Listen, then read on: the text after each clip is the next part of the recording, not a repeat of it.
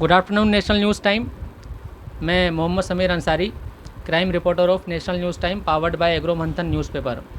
आज हम मौजूद हैं आदर्श नगर बंजारा कॉलोनी, और आदर्श नगर बंजारा कॉलोनी के जिस वार्ड में हम मौजूद हैं, वार्ड नंबर 47। और इस वार्ड में जो रहवासी हैं उनका नाम मोहम्मद कामिल साहब के घर पे, निवास स्थान पे हम इस वक्त मौजूद हैं। और यहाँ पे आने की मेरी जो वजह है वो शायद जानकर आप हैरान भी होंगे और आपको ये महसूस भी होगा कि किसी के साथ इतना भी बुरा हो सकता है क्या, और वो भी ऐसे इंसान की वजह से जो इंसान दुख को, दर्द को कम करता है, ना कि बढ़ाता है। तो इनके साथ एक ऐसा वाक़या हुआ आज से करीब 2 साल पहले। ये रोज़ाना की तरह मज़दूरी का काम करने जाया करते थे आरिफ ठेकेदार के अंडर में। जो बिल्डिंग मटेरियल से संबंधित वर्क होता है, प्लास्टर का, चुनाई का, मेहनत मज़दूरी का काम करते थे और मेहनत मज़दूरी करके अपने परिवार को पालते थे। इनके परिवार के बारे में मैं आपको बताना चाहता हूँ। इनके परिवार में इनको मिला के 5 मेंबर हैं, जिसमें से इनके 2 लड़के हैं, दोनों करीब करीब नाबालिग, और एक लड़की है करीब करीब वो भी बालिग नाबालिग में, लेकिन हाँ एक अंडर एज आप समझ सकते हैं कि 22-23 साल, 22 साल, 20 साल के आसपास है। जिसको मैं उम्र इसलिए बताना चाहता हूँ कि आपको ये महसूस हो कि इस उम्र के लड़के लड़कियाँ अक्सर अपना जो वक्त है वो पढ़ाई में बिताते हैं। और इनकी जो हाउस वाइफ हैं, वो वाइफ हैं जो हाउस वाइफ हैं, गृहिणी हैं, कोई काम नहीं करती हैं, घर का ख्याल रखती हैं, खाना बनाती हैं, आम गृहिणियों की तरह आम जीवन व्यतीत करती हैं। ये जो आपको दिखाई दे रहे हैं ये हैं मोहम्मद कामिल साहब, और काफ़ी इनका मोहल्ले में नाम है। अच्छे व्यक्ति के नाम से इनको जाना जाता है, अच्छे व्यक्तित्व के नाम से जाना जाता है। इनको डेली मजदूरी करके जो घर में पैसा कमा के ये लाया करते थे, उससे इनका घर चलता था। जो घर इनका कहने का मतलब आज तक ना हो सका, यानी कि ये किराए के घर में रहते हैं, किराए के घर में अपना जीवन व्यतीत करते हैं। एक किराएदार की ज़िंदगी कैसी होती है, मैं इस वीडियो के माध्यम से आपको बताना चाहूँगा कि किराए की जो ज़िंदगी होती है वो इस तरीके की होती है कि टाइम पे किराया देना होता है। अगर हमें ज़रा सा भी किराए में चूक हो जाती है, आगे पीछे हो जाता है, तो मकान मालिक हमारे साथ कैसा बर्ताव कर सकता है यह आप बखूबी जानते हैं। जिस आरिफ ठेकेदार कॉन्ट्रैक्टर के अंडर में ये काम करते थे, रोज़ाना की तरह आज से 2 साल पहले ये काम करके प्लास्टर दीवार का कुछ हाइट पे एक सपोर्ट लगा करके, जिसको पेड़ा बोलते हैं, प्लास्टर कर रहे थे। करते टाइम पेड़ा जो था वो हिलने की वजह से या कमज़ोर पड़ने की वजह से खुल गया और ये धड़ाम से नीचे गिर गए। नीचे गिरने से ही सारा लोड इनके पैर की एड़ी पर पड़ा, और इस एड़ी पे लोड पड़ने से इनके पाँव में फ्रैक्चर हो गया। जो इनका पाँव है वो लेफ़्ट वाला है, आप कैमरे की मदद से देख सकते होंगे। ये इनको काफ़ी पीड़ा हुई। घर आने के बाद में इन लोगों को मतलब आरिफ ठेकेदार ने इनको अपनी मदद से इनको यहाँ पे छोड़ा। घर वालों ने सोचा कि इनको दिखाना चाहिए, ये जल्दी से सबसे हाई प्रतिष्ठित जो कोटा में नाम चलता है, कोटा ट्रॉमा हॉस्पिटल, जिसके निदेशक, जिसके डायरेक्टर, जिसके ऑनर डॉक्टर मोहम्मद इकबाल साहब हैं, नाम सुन के ये उनके पास भागे कि ये इलाज अच्छा करेंगे। एक उम्मीद लेके गए कि हमारी टांग को कुछ होने नहीं देंगे, और वहाँ जाने के बाद में इन्होंने अपना इलाज शुरू कराया। जैसा जैसा डॉक्टर ने कहा वैसा वैसा ये पूरे परिवार ने किया। जो अपनी आमदनी से बचा के इन्होंने सेविंग्स की थी, वो सारी सेविंग्स दांव पे रख दी, रखनी भी चाहिए। और वो सब कुछ करने के बाद हम अब आपको, मैं नहीं बताऊंगा, ये बताएंगे कि इनके साथ इतना पैसा खर्च करने के बाद भी क्या हुआ। तो सबसे पहले मैं आपको रूबरू कराना चाहता हूँ मोहम्मद कामिल साहब से, जो कि जिनके साथ ये वाक़या हुआ है, उनसे। बताइए सबसे पहले आपका नाम। मोहम्मद कामिल। बताइए आपके साथ क्या हुआ था। हम प्लास्टर कर रहे थे। प्लास्टर करने के बाद में हमें एक गड्ढा रह गया था, ये एक बच चुका था और लंच का समय हो चुका था। हमने बेलदार से कहा खाना खाओ, लेकिन वो जीने चढ़ रहा था। इस मारे में फटाफट गड्ढा बंद करके उतर रहा था, नीचे गिर पड़ा मैं। और गिरते ही मेरे दाहिने पाँव की एडी की हड्डी होती है, टेनी जोड़, वो पूरा बाहर बिखर गया। बाएं पाँव की। बाएं पाँव की। हाँ, बाएं पाँव की हड्डी पूरी बाहर बिखर गई। फिर मैं को ठेकेदार घर पे लेके आया था, और घर पे लेके आने के बाद परिवार मुझे इकबाल डॉक्टर के ले गए चंबल गार्डन। वहाँ ले जाने के बाद इकबाल ने सुन भी नहीं करा मेरे अंदर, और मेरी होश के अंदर ही हड्डी उन्होंने बिठाने की कोशिश करी, 4 जनों ने पकड़कर, जो बहुत बुरा हाल हो चुका था मेरा। आपको कोई एनेस्थीसिया जिसे बोलते हैं, जो सुन्न करने की जो दवाई होती है, वो दिए बिना आपके वो हड्डी को अंदर करने का प्रयास कर रहे थे 4-5 डॉक्टर। आपने थोड़ा सा भी विरोध किया? नहीं करा, विरोध करने का टाइम ही नहीं था इतना। आपको दर्द हो रहा था असहनीय? वो दर्द कैसा था? दर्द इतना होता है कि एक समुद्र का भी खारा पानी रहता, उससे भी खतरनाक दर्द हो रहा था ये। उसके बाद बताइए। उसके बाद में फिर सुबह ऑपरेशन करा उसने। ऑपरेशन करने के बाद में फिर उसने 4 स्क्रू लगाए इसके अंदर पाँव में, और लगाने के बाद में हर महीने जाते थे उसके पास, हर महीने गए एक्सरा करता था, वो देखता था। तो एक्सरे में हड्डी जुड़ी हुई नज़र नहीं आती थी, लेकिन मैं उससे कहता था इकबाल से, मैंने देखो हड्डी नहीं जुड़ रही है। तो वो कहते थे जुड़ जाएगी, ये गोली खाओ आप। तो उन्होंने 8 महीने घुला दिया हमारे ऐसे ही। और 8 महीने के अंदर एक दिन संडे को मैं पहुंच गया महीने में। परिवार वाले ले गए मेरे को ऑटो में डालकर, लेकिन वहाँ पहुँचने के बाद इकबाल छुट्टी पे था, और एक डॉक्टर बैठता है, हिंदू है जो, वो शर्मा जी ऐसा कुछ है जो देखते हैं वो, जिन्होंने मुझे देखते ही यूँ कहा कि आपको चलने लायक तो है ही नहीं, आप क्यों चल के आ रहे हो आप, कि आपका पाँव तो पूरा डैमेज हो चुका है ये। मैंने कहा आपके सर ने ही कहा था चलने के लिए हमें, और सर ने तो मुझे साइकिल भी चलाने के लिए कहा। तो साइकिल चलाने से तो मेरा और बुरा हाल हो चुका था। इतना होने के बाद भी मैं घिसने लग गया, यानी लेटरिन पेशाब के लिए भी घिस घिस के बहुत मुश्किल आती थी मुझे जाने में। और ऐसा कर कर के मेरे 2 साल निकाल दिए इनने पूरे। और फिर उसके बाद भी हमारे साथ भी बहुत बुरा सलूक करा इसने, सारा पैसा। आपको इस इलाज के लिए कितने रुपए, आपको पता है कि इसने कितने रुपए की डॉक्टर साहब ने आपसे डिमांड करी थी? क्योंकि इस पैसे की मेरे को पता नहीं था, ठीक मेरे है। परिवार वालों को पता था। अब मैं पूछना चाहूँगा इनकी पत्नी जी से, आपका नाम बताइए। शहजाद बानो। बताइए कि आप उस टाइम पे मौजूद थे जब इनका ऑपरेशन डॉक्टर साहब कर रहे थे उस दौरान? जी हम वहीं मौजूद थे सर। तो डॉक्टर साहब ने कितने रुपए आपको काउंटर पे फीस मतलब भरने के लिए कहा था? उन्होंने कहा कि 10,000 जमा करो पाँव ये हड्डी बिठाने के लिए। तो 10,000 हमने जमा कर दिए हड्डी बिठाने के लिए, और हड्डी मतलब होश में ही इन्होंने हड्डी बिठाई, चीखे चिल्लाए बहुत, लेकिन उन्होंने रहम नहीं करा, मतलब बिल्कुल भी रहम नहीं करा। उन्होंने खून में वो बाल्टी लगा रखी थी, जो खून पूरा निचड़ रहा था मतलब।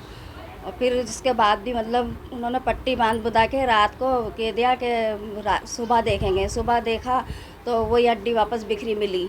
फिर सुबह बोले कि ऑपरेशन होएगा इनका, तो लाओ 25,000। फिर 25,000 फिर जमा करे अपन ने। 25,000 जमा करे तो राड़ नहीं डाली, उसमें स्क्रू लगा दिए बस, कह दिया कि हाँ हो गया, पैर सही इनका तो सही है। क्या आपको ऐसा बोला गया था कि रॉड लगा दी गई है? जी हाँ, यही बोल रहे थे कि राड लगाई हमने, लेकिन राड नहीं थी उसमें। ये आपको कैसे पता लगा कि रोड नहीं थी? हमने एक्सरे पे देखा है इनके, तो रोड। एक्सरा कहाँ कराया था? एक्सरा उसी की यहीं कराया था हमने, वो एक एक्सरा करवाता था सभी। एक्सरा दवाइयाँ वगैरह मतलब उन्हीं के वहीं से मिलती थी, और महीने के महीने मतलब जैसे 4,000 5,000 की दवा लिखते थे वो डॉक्टर साहब। यानी आपसे रोड लगाने के पैसे लिए थे। फिर आपको जब एक्सरा देखा तो उसमें रोड आपने नहीं दिखी, हाँ नहीं। है ना? तो उसके बाद में आपने डॉक्टर साहब से कहा कि डॉक्टर साहब इसमें तो रोड ही नहीं है।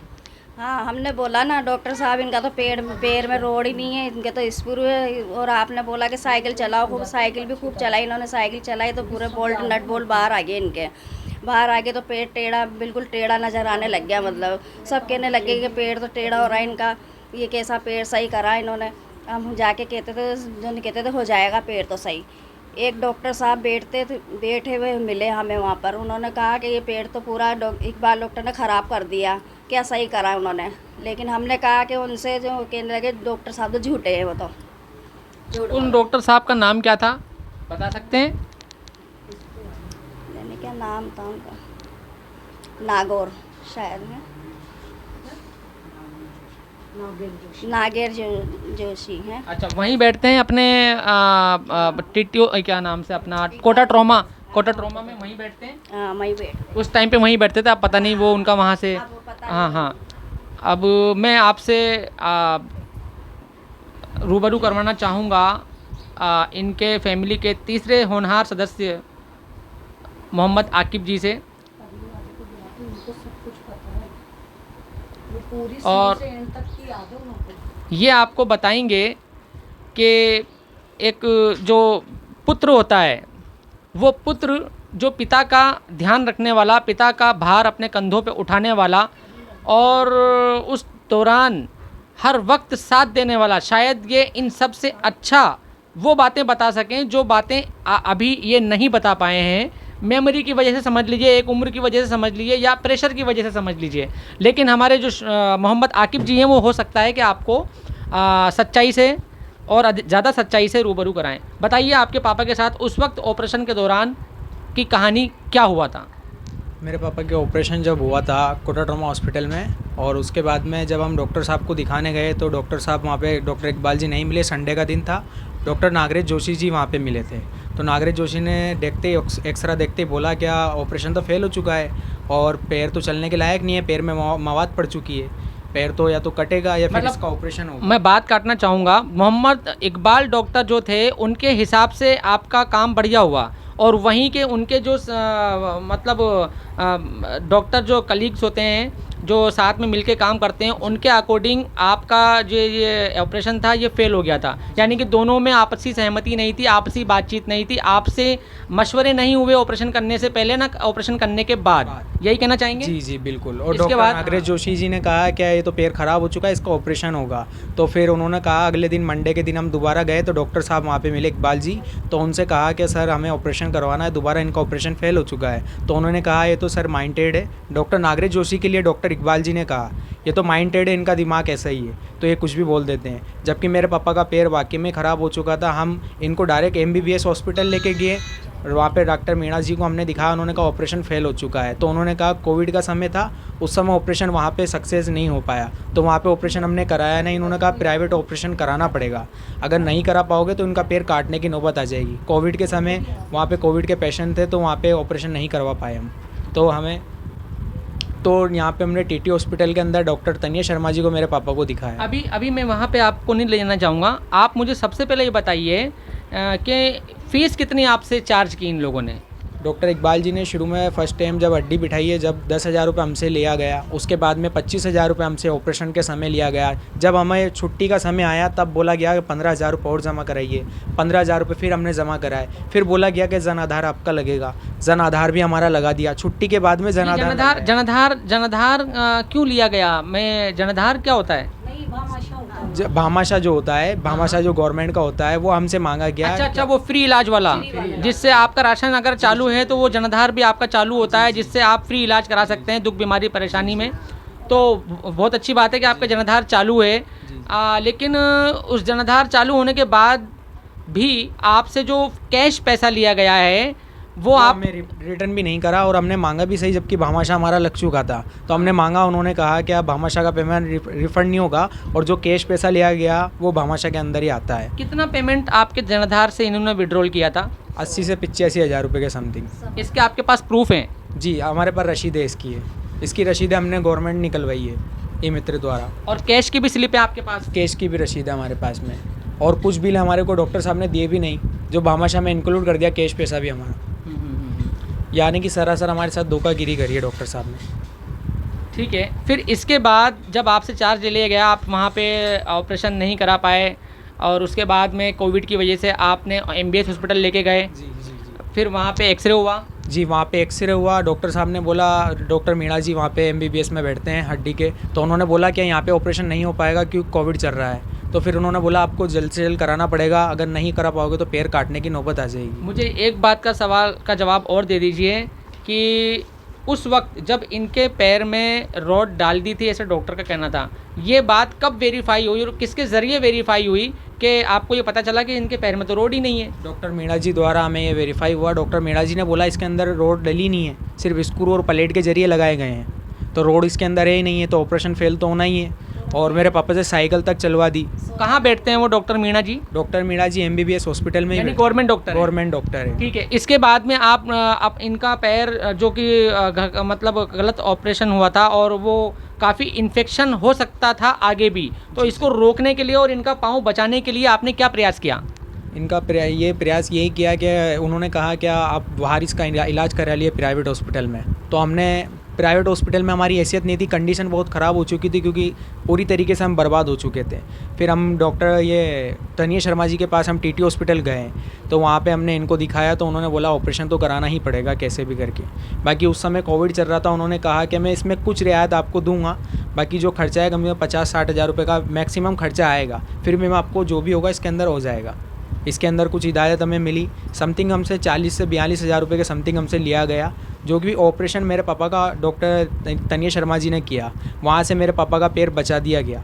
बाकी फिर भी मेरे पापा का जो पैर था वो चलने लायक तो नहीं रहा, ऊपर मूवमेंट नहीं होता, हिलने लायक नहीं है। यानी कि समय से पहले अगर इसको वही ऑपरेशन जो तनिया शर्मा जी ने किया, अगर वो डॉक्टर मोहम्मद इकबाल के द्वारा हो जाता, तो आपका पापा का पाँव आज पहले की तरह हो सकता था, काम करने लायक भी हो सकते थे, कमाने लायक हो सकते थे, कमा के परिवार पालने लायक हो सकते थे। जी जी, बाकी पूरा मूवमेंट खत्म हो गया, पैर का ना हिलता है ना डॉक्टर साहब ने भी यही कहा कि काफ़ी लेट हो गए आप इनको लाने में? डॉक्टर तनिया शर्मा जी ने यही कहा कि बहुत लेट हो गए आप हमारे यहाँ आने में, अगर आप पहले मेरे पास आते तो मैं आपका पिताजी का पैर बचा सकता। और ये भी कहा, उन्होंने भी वेरीफाई किया कि जो ऑपरेशन हुआ है ये गलत हुआ है, ये नहीं होना चाहिए। उन्होंने यही कहा कि गलत तरीके से ऑपरेशन हुआ, ऑपरेशन में लापरवाही करी गई है, लापरवाही के कारण आपके पिताजी का पैर चलने लायक नहीं है।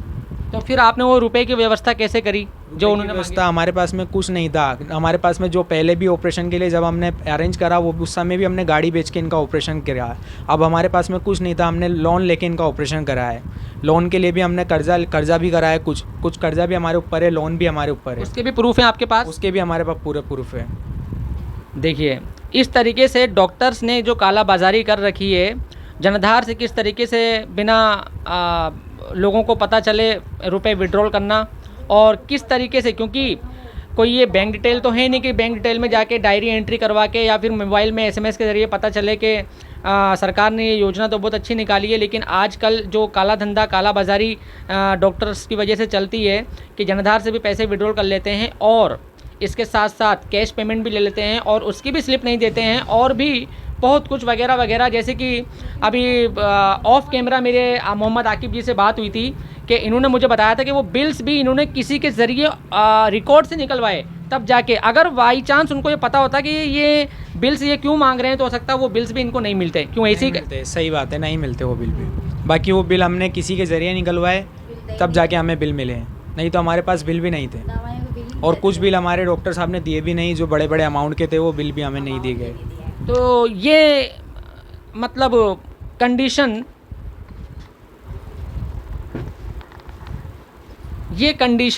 आपको, जो आप मुझे ज़रा ये बताइए कि क्या डॉक्टर किस तरीके से इस डॉक्टर की उपाधि को भगवान के रूप से मिलाई जाती है?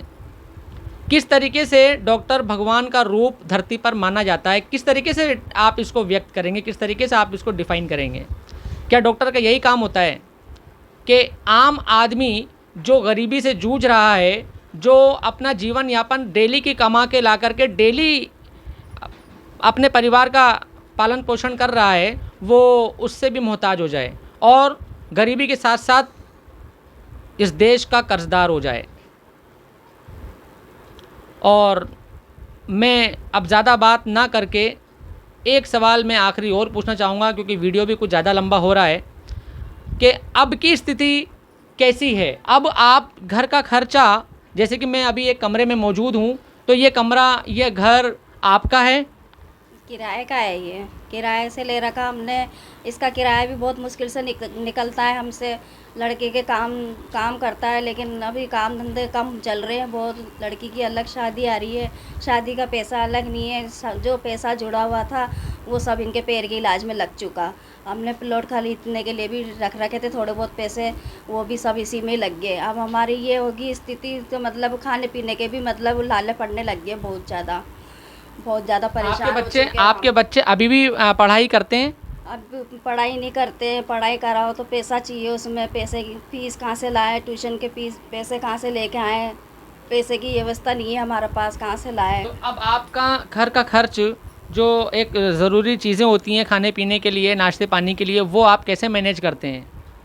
वो हमारे ये है, हमारे ये पास पड़ोसी ये थोड़ा बहुत ये कर देते हैं, मतलब जैसे हमारे पास। अच्छा, तो आपका नाम बता देंगे एक बार?